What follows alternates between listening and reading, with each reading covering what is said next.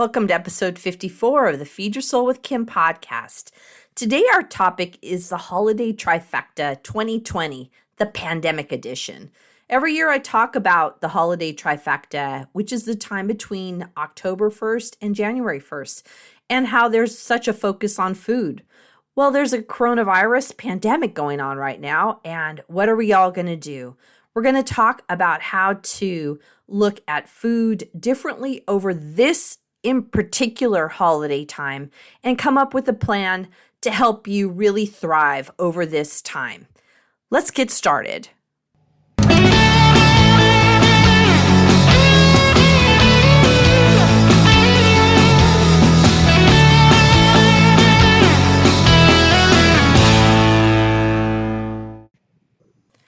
Welcome everyone to the Feed Your Soul with Kim podcast.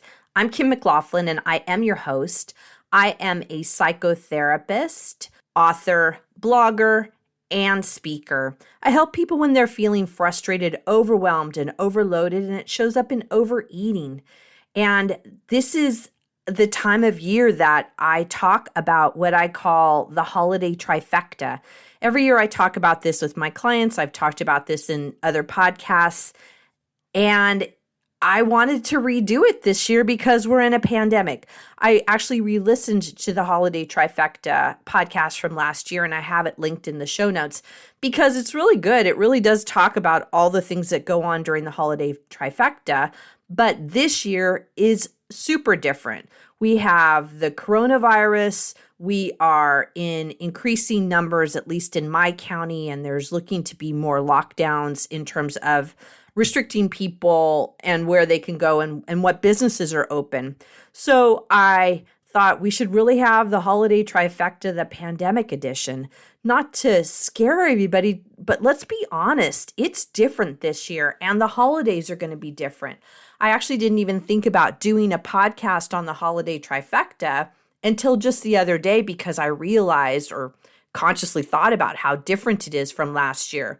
Everything I shared last year still fits, but there's still some nuanced ideas that I really want to talk about for this holiday time period so that we can look at how to manage, how to be with our emotions and how to be with food in a different way, given the situation that's going on this year in the year 2020. What's the Holiday Trifecta? It's the time between Halloween and New Year's. I actually think of it as October 1 to January 1. And it's really the time where food is front and center, where we're thinking about food, where we're talking about food, where we're gathering around food, we're having parties, there's giveaways with food, and lots of new recipes. There are certain foods that are indicative of these holidays, or different people have different foods that fit for them around the holidays. And so to me, it's that trifecta, that 3-month time period where there's a lot of focus on food. And I just want to call it, and so I gave it the name, the Holiday Trifecta. It also happens during this time that when there's a focus on food, there's also a focus on an increase in eating. And that can be the idea of, I never get this food, I want to have it, I want to have a lot of it. And what happens is over this holiday time, this Holiday Trifecta, we actually go into binge eating mode because many times we think we can't have these foods any other time than Halloween, Thanksgiving, and Christmas, and we don't see that we can have the food, and so we feel starved, so to speak. And when we're starved for certain foods, we then end up binging on them, and that's what happens over this holiday. And then after the binge, what comes? January 1, where we feel guilty and ashamed, and then we go into that diet mode in January. So this fits that model of the diet restrict, leading to binge, leading to shame and guilt, leading back up to diet and restrict. So I invite you to enter into this time to look at which are the foods that you really like and are you restricting them, because that can be a reason why you might be overeating them. And if you look at the idea of, I could have them anytime during the year, Granted, I know Starbucks only has a pumpkin spice latte this certain time period, but you can make it yourself. You can make it at other times of the year. You can buy the ingredients. And so it really isn't something that you can just have this at this time of year. You can have it at other times. It's just, do you choose to or don't you? So one is making sure that you are seeing that there are foods that you like and that you get to eat them. So we don't go into restrict mode. But the other thing that happens over this holiday is there's an increase in feelings, because typically we are expected to see family members, to see friends, to be in groups.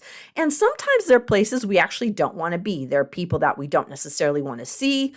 I don't see them, or not me, but you don't see them at any other time of the year, and then you have to see them at this holiday, and they aren't particularly the people that you want to spend time with.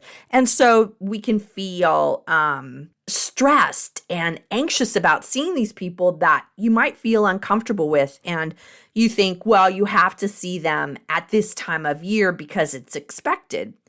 So those feelings come up of feeling overwhelmed and anxious. You add on to that feelings of not having the food that you wanted any other time of year, and then feeling like you want to binge, feeling out of control. We talked in other podcasts about how emotional eating, these emotions lead us to overeat. And the more we can look at these feelings and these emotions in order to deal with them, to process them, then it doesn't show up in food and overeating. You eat what you want, you eat when you're hungry, you stop when you're full. Remember, when we talk about this type of eating, which is called intuitive eating, it doesn't mean that we restrict. It doesn't mean that there are good foods or bad foods. Foods are foods. It's just figuring out what's your food, what's your right food at this particular time. And that becomes more of a automatic process as you work on intuitive eating over time. I have found myself, and my clients have found, that as they work on intuitive eating, that they can get back to that primary sense, that sense of knowing when they're hungry, when they're full, what they want, and not feeling guilty about it. It's really that sense of when you were a child and you knew when you were hungry and when you were full, and nobody could make you overeat. We want to get back to that really natural part about being in touch with our body and being in touch with what food works for us. When I was thinking of how this pandemic affects this holiday trifecta time, it's an unknown to me. I actually don't know how it's going to affect us, because everybody's going to make a different decision over this holiday. Over this holiday time, we've already had Halloween, and for many people, their kids didn't go out trick-or-treating, or they didn't even open their door for people. Maybe you left candy outside, or you didn't buy any candy. There was also the idea that people would buy candy and they'd eat it themselves. And that brought a lot of stress to people, that they had this candy and felt kind of compelled to buy it, but also felt compelled to eat it, which didn't feel good to them. So Halloween was an odd experience. It was different than what we're used to. And now we're coming up on Thanksgiving, we're coming up on Christmas, and it's going to be an equally different time, because there's a lot of areas that could potentially be a struggle. So I just want to point those out so you can then be on the front end of it to decide how you want to deal with it. First, what people have been telling me consistently since the coronavirus really broke out, at least in my area in Northern California at the middle of March. And what people have been noticing is, one, they've been sitting a lot more, which I've noticed that too for myself.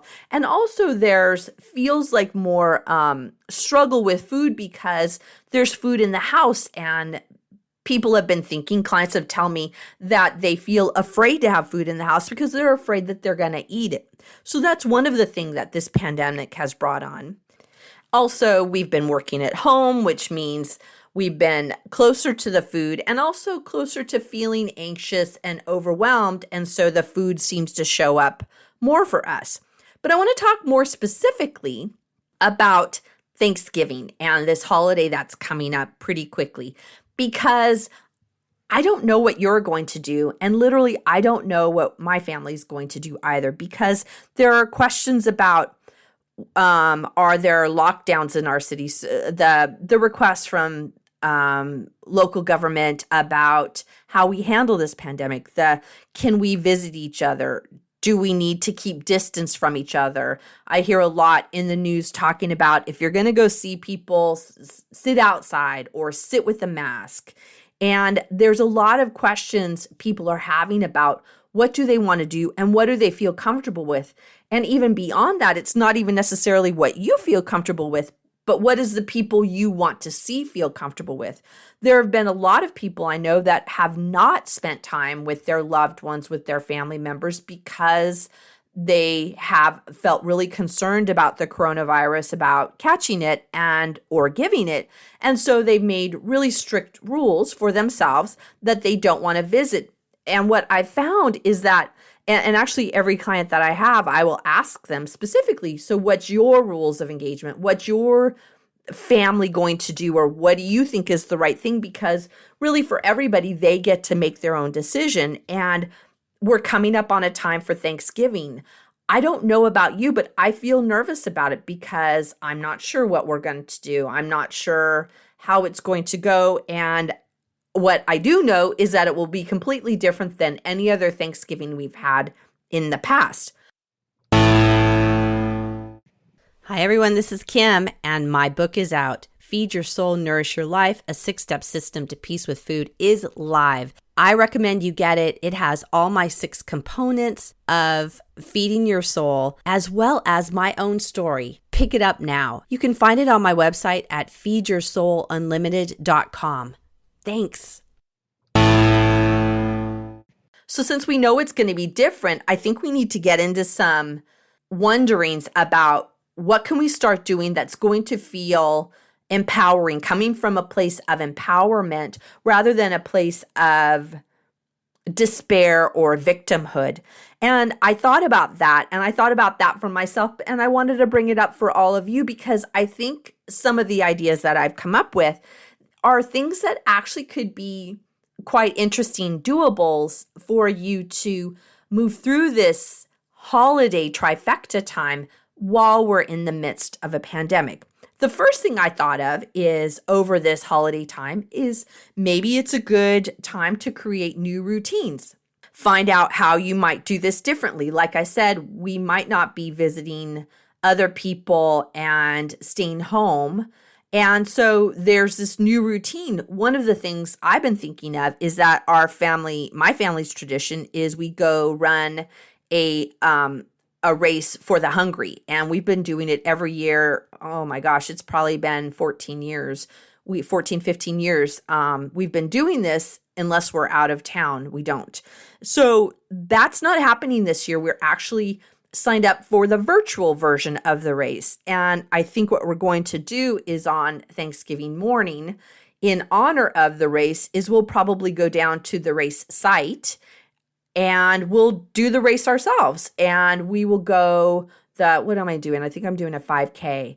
So we'll do the 5K. My husband does the 10K. So my daughter and I will do the 5K, and we'll do it, but we'll do it without the, thousands and thousands of our community members with us, but we're going to do it. So it's a new routine, but it still fits with the idea of what we like to do in that morning, which is be physically active. So that is our new routine for that day, is to do the race, but do it without other people. The other thing about the new routine for this holiday is thinking of different activities. Since there won't be the opportunity, sometimes we go to San Francisco or other places, and that's just not an option. So I'm thinking we'll just decide on maybe some games we can play or some art activities we can do in order to do something different and festive in order to make it a fun holiday experience.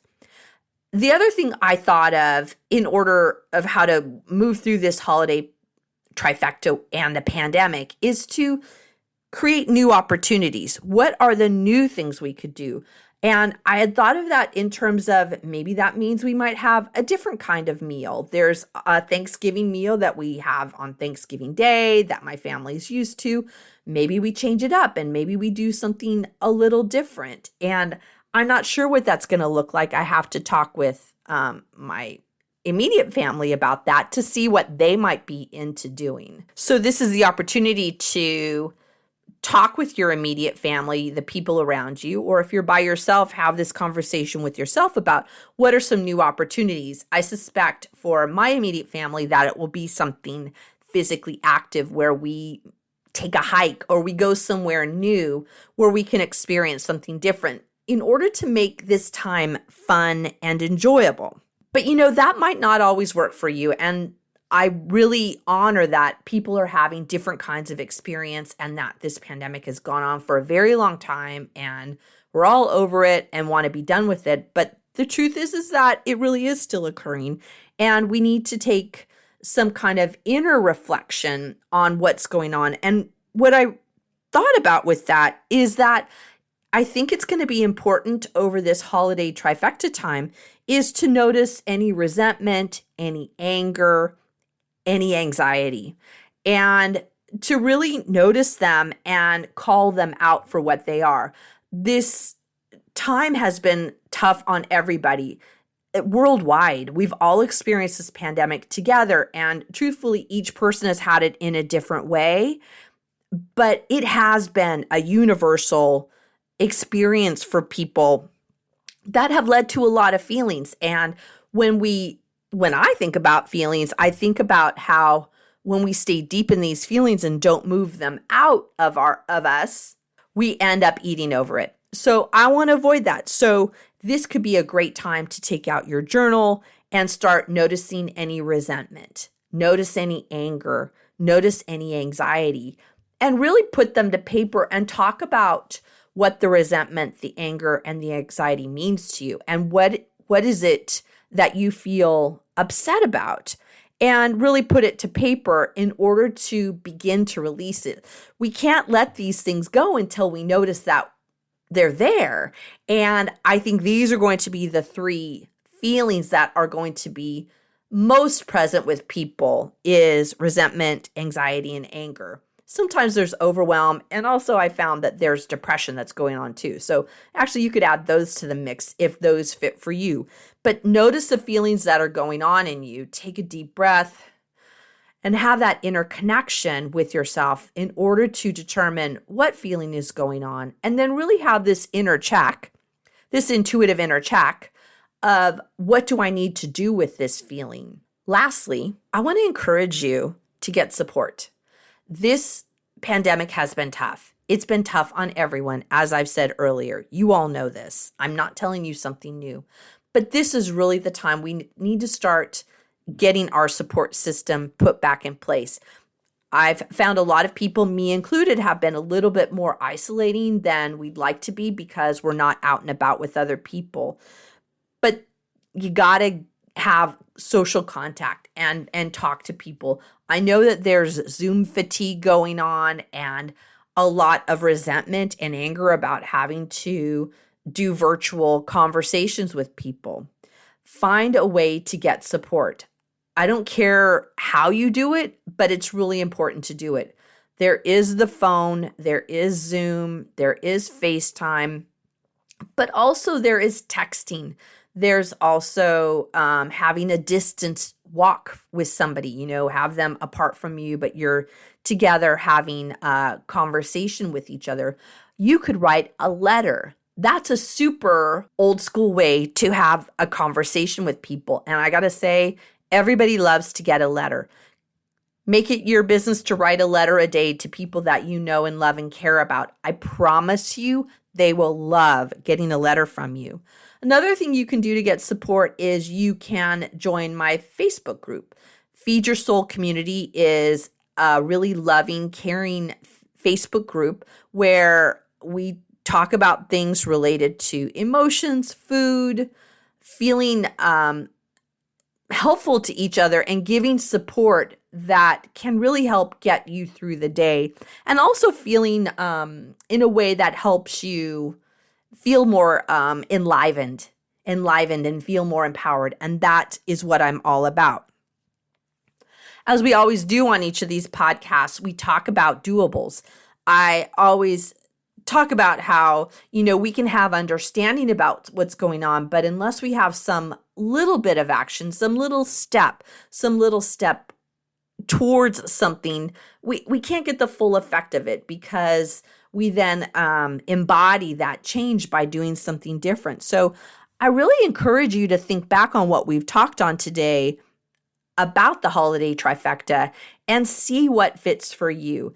Could it be having a conversation with your family about what is the right way to handle this holiday time and what fits for all of you?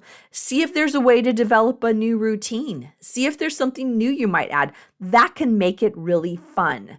If we get into feeling angry and resentful, that can be the opportunity to say, well, what new could I invite into my life? What's something new I could do?